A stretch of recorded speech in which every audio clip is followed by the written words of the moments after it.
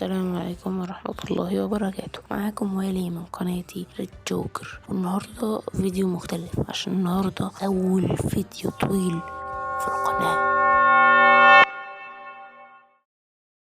أنا عارف إنه مش أول فيديو، يعني عدوها لي، بس يعني أنا أعتبره أول فيديو بسبب إن كان في فيديوهات كتير ما كانتش بتتشاف، ومن أول فيديو معين كده الناس بدأت تشوف فيديوهاتي وبدأ يبقى في تفاعل ما بيني وما بين ناس في كومنتس وحاجات كتير. هعتبر إن ده أول فيديو في القناة، ويا ريت برضو اللي ما شافش الفيديوهات القديمة يرجع يشوفها، فيديوهات كويسة وأنا تعبت عليها أوي يعني.